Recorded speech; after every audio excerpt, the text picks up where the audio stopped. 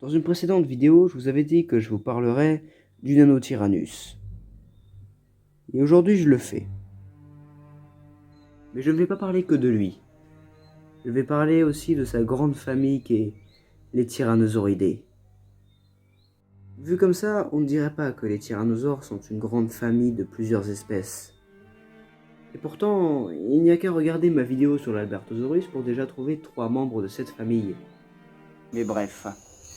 Salut tout le monde, ici c'est Godzitier, et aujourd'hui je vais vous parler de la grande famille des Tyrannosauridés. C'est parti.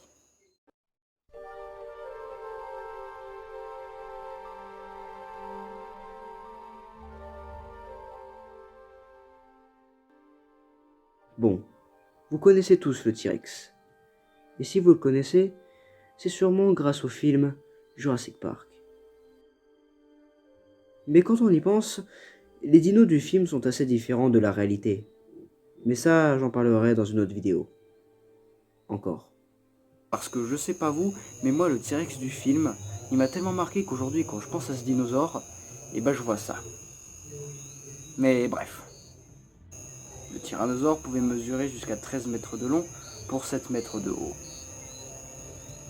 Un beau bébé comme vous dites.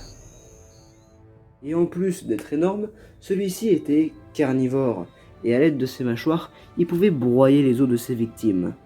Sympa. Et notre brave bête a vécu à la période du Crétacé supérieur, autrement dit entre 64 et 65 millions d'années. Mais notre roi des dinosaures est contemporain d'une autre espèce de tyrannosauridé. Et il s'agit tout simplement du Nanotyrannus. Oui oui, on en parle enfin. Et si ce dinosaure est connu, c'est bien parce que celui-ci a parfois été confondu avec des jeunes T-Rex. Ouais. En effet, ça pouvait arriver que les paléontologues confondent le Nanotyrannus avec un bébé tyrannosaure. Les deux créatures vivant à la même époque, et le Nanotyrannus faisant pas moins de 5 mètres de long pour 2 mètres de haut. Ce qui est à peu près les dimensions d'un tyrannosaure adolescent. Un jeune adolescent. Un enfant en fait. Mais malgré sa petite taille, cela ne l'empêche pas de s'attaquer à plus gros que lui. Et parfois même à de jeunes tyrannosaures. Ah, quel lâche. C'est pas la taille qui compte. C'est pas moi qui dis. Nous nous sommes légèrement éloignés du tyrannosaure en parlant des petites bêtes. Et si à présent nous revenions aux gigantesques créatures, avec le gigantesque Tarbosaurus.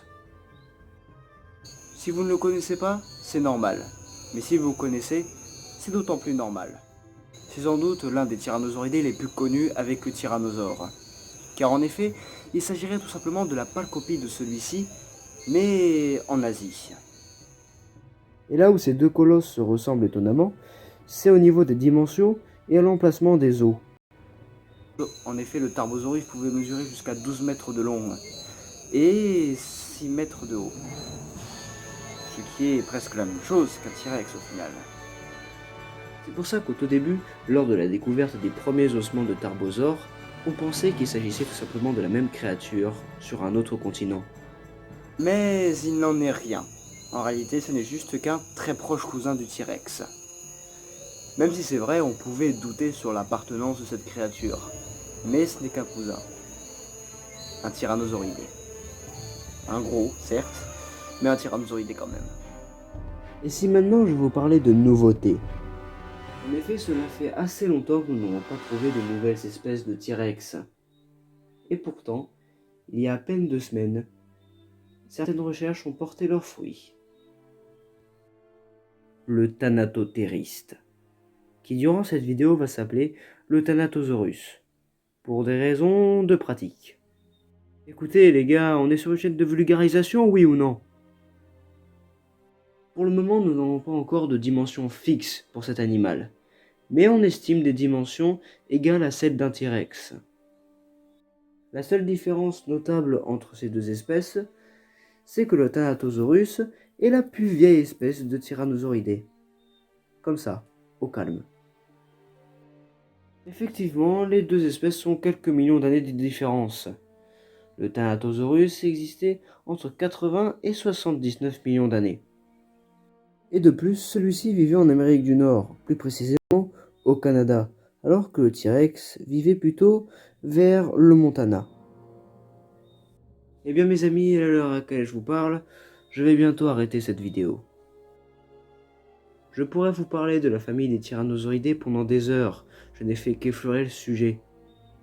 Je pourrais vous parler du légendaire Gorgosaure, du Daspletosaurus, et encore bien d'autres. Tout ce que je voulais, c'était juste faire une petite vidéo pour vous éclairer sur cette famille de dinosaures, qui est, comment dire, un peu sous-cotée. Parce que, à part le T-Rex, on connaît pas grand-chose en tant que citoyen. Et voilà les gens, la vidéo touche à sa fin. J'espère que je vous aurai appris des choses, que j'aurai apporté un petit peu ma lumière sur cette famille de dinosaures, qui, comme je le dis encore une fois, est un peu sous-cotée selon moi. Et on se retrouve pour une prochaine vidéo. Ciao. On éteint.